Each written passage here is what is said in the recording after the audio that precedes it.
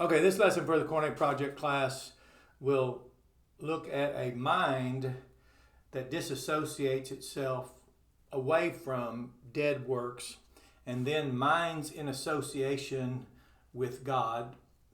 So in this text, Hebrews 6:1, we will notice what it looks like when the writer of Hebrews reflects back at the beginning, the account of the beginning of the Christ, and recalls for the reader and his audience the knowledge that they still have and retain of that time where they disassociated away from dead works, which was the basis of their faith, and minded in association with God, who became the basis of their faith. So let's look at this, and we'll remain true to our discipline, and we'll just get started, and I'll be as efficient as possible.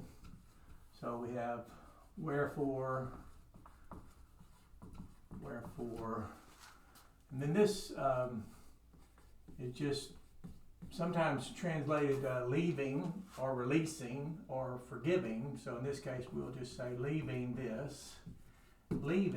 and then we have, as you know now, word order. When you're trying to word it out and freehand it, if you get out of word order, that's fine. But if you can stay with it, it'll help you notice what types of things can occur. So here we have our case. There we go. So we have the again, of the beginning. That's a noun. Beginning. There we go. To Christu.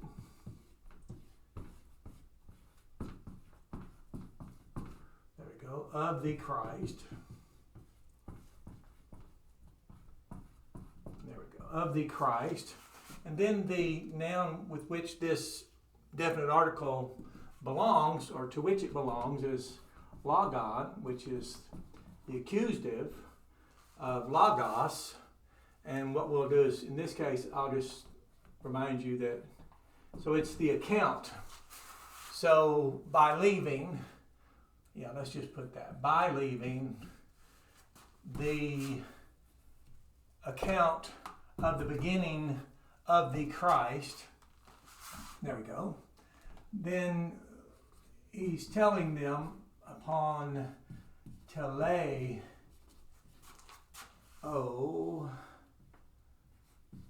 theta, I've got to set these markers down. My calculator, when I was growing up, you were told not to use your fingers counting, but you can use them when you're calculating the text, so that's fair. Because it's the only way I can freehand is to interact with it. So upon completion, let's do that. Upon completion, there we go. Upon completion, and then here we go. Here's our verb here. Pharaoh metha. And this is present, passive, subjunctive. So it's exhortative. Let us be being, that continual idea, being carried upon completion. So wherefore, by leaving the account of the beginning of the Christ, let us be being carried upon completion, and then where are we at? Upon completion, let us be being carried, and we will go may Pauline not again.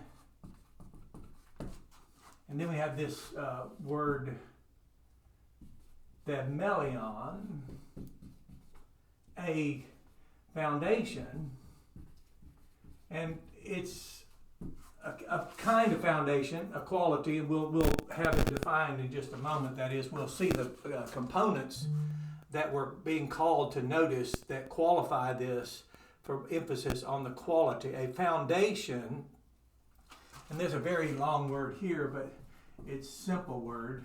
That's down. And there's balo menoi. There we go. So casting down, this is like tearing something down. Yeah, tearing down a foundation. Tearing down a foundation again, because they've already torn one down. Now recall, they've already cast down one, which was when they minded in association, and the basis of that association to which they minded was dead works. Now they've disassociated, minded in disassociation from that basis called dead works, and have now minded in association with God, who now becomes the basis of their faith. So we'll see that in just a moment. Casting down a foundation, and then we have the word of interest. So here's where we'll start with the elucidation of this foundation. So that's what we'll call it. So we have this meta noi os, it's genitive. Meta noi os, apo, that's away from. So we have this mind in association with. There we go. In this case, it's because of apo, it's disassociation, worded out very well. Away from necron, let me get my calculator back. Necron, away from dead ergon, works, and notice here, kai, and pisteos, and of faith upon theon. There we go, upon God. So you can see how that's quite a 180-degree turn, if you'll notice that he could now refer back to this and say that now let's not, as we are being carried upon completion. So he says, let us be being carried. So we're not destroying this foundation. It actually will remain there. And because of the word again, some have said you can't go back and then disassociate from dead works again and then trust upon God. That's fine. It's just that in this text, he's saying, don't tear this one down. This kind of foundation is the one you want to retain. But by retaining it, you want to then be being carried upon completion. And that was the whole intent of the writer's letter. So let me move out of the way and let you see the board, and then you can look and correct this. I freehanded it. I was expeditious and efficient as possible. But notice this is how you can take this here, and if you will, this foundation, and then look at it. Let's say unpack it, I think is the modern term. You can unpack that, and then you can see why this is tearing down. So don't tear this down while we are by leaving the beginning of the account. By leaving the account of the beginning of the Christ, and then when we engage in being carried along or being carried upon completion, retaining this and not tearing this down is essential. Let's just say that. It's the prerequisite, is what the writer is saying. And you can see that if it's Paul or Barnabas, you can see why they, in their experience of teaching, would notice how severe this was for someone to make a 180-degree turnabout, if you want to call it that. And what it really is they have repented, but it was in disassociation. You notice the mind here.